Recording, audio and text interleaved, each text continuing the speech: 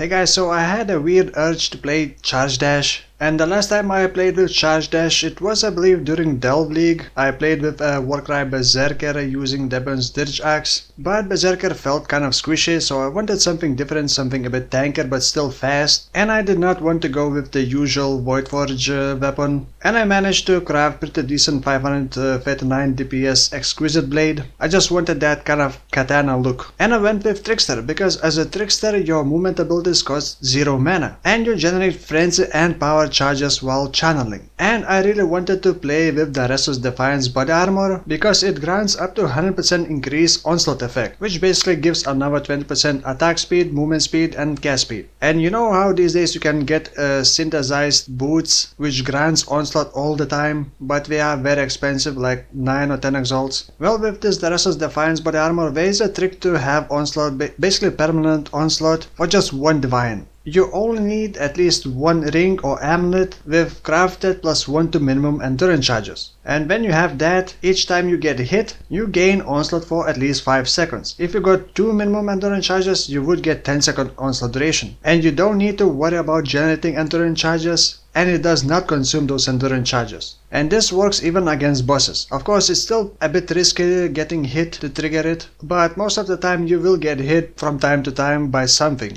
And to craft this 1 minimum endurance charge on a ring or amulet only costs 1 divine. Of course, you still have to unlock it or ask someone else to craft it. Now back to Charge Dash, and last time I played I did not notice how weird it is. Oh, and actually it turns out some people didn't even know that you can actually direct Charge Dash now, because previously you could go only in a straight line, and it is pretty fun to, I guess, drive this. I even named my character Driving Simulator. It is very easy to dodge certain boss fight mechanics, like Shaper Slam. You just charge it, wait for it to start slamming and then just teleport. Same goes for many other boss fights. Now the weird thing about Charge Dash is how you gain stages. It's very inconsistent. So movement speed affects how fast you move with the Charge Dash. Attack speed affects how fast you do the pulses while continuously channel. And also, the more attack speed you have and less movement speed you have, the more stages you can ramp up. Now the stages only matter when you release Charge Dash and deal Final Wave. Final Wave deals 75% of damage per stage, and the base damage of the skill is 92% at level 20.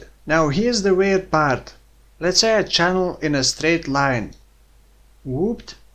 4 charges. Go back. 4 charges. Go down. 4 charges. Go in a random direction. Oop, now it's 5 charges. Now it's 6. Now it's 5. If I do like a bend curve, now it's 6. Sometimes it goes to 7. And if I remove my boots, there you go, 7. Sometimes it even goes to 8. And actually, if you put on very slow weapon like Trypanon Mace and have very fast movement speed, you would only get 1 stage. In fact, sometimes I'm getting no stages at all. And sometimes you even teleport back if you try to charge again without moving. So it seems to be pretty inconsistent and even buggy sometimes. But nonetheless, it's really fun to, well, like I said, drive this Charge Dash through enemies. You can even hit enemies around the corner while staying safe, but a better Charge Dash build would want more AoE or more investment into cold damage, because my Herald of Ice does not do enough damage to shatter all the enemy packs, since I am purely focused on lighting. But I'm still using Herald of Ice just for the help with the clear speed, and I was unable to find any information about the base radius of Charge Dash AoE. So I have no idea how much more AoE do I need to get an extra radius. It does not scale with weapon range, so even daggers would have the same range as Exquisite Blade, for example. I am also using Helmet Enchantment to give 50% more movement speed for Charge Dash. Unfortunately, I was extremely unlucky with the rest of the build. Well, I guess besides the Assassin's Mark on hit ring.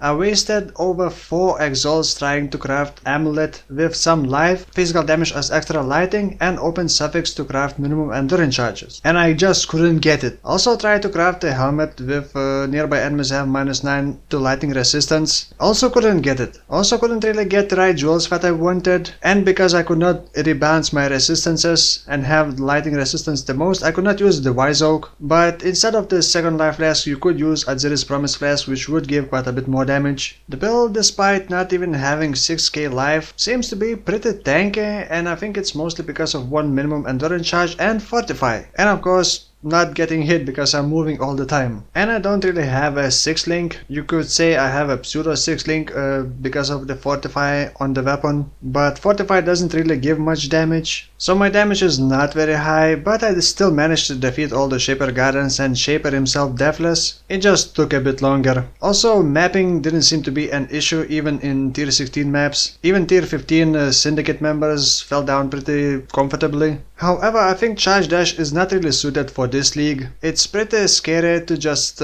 blindly Charge Dash in the memory encounters because you can easily go into the darkness and fail it. So I will definitely make a Charge Dash build next league. And I would not really recommend following this build, but I will include the path of building import code in video description. Now, the next build may actually take a while because I have other things lined up. I will be playing Diablo 2 Meta and Exile mode because Necromancer is getting a massive rework. And Meta and Exile mode also adding 2 new acts, Act 6 and 7. I'm not sure if I'm gonna be making a video about that, but I will definitely stream it. After that, Last Epoch launches beta on April 30, and the last time I played it was the free playable demo, and a lot of things have improved since then. I will put a link in video description to Last Epoch beta trailer, and I actually did a random giveaway on stream, and I may have more keys later on for Last Epoch, but doing a video for giveaways on YouTube is very troublesome, so whenever I get keys to some game I offer it to my Patreons and then do some giveaways on stream. Then on May I also will be doing some Dauntless video, and I suspect we may get some Borderlands 2 DLC on May, so I may also be revisiting Borderlands 2. So again, the next build in PoE may take a while, but you can always hop on my stream to see what I'm doing. So for now, thank you for watching and I'll see you next time.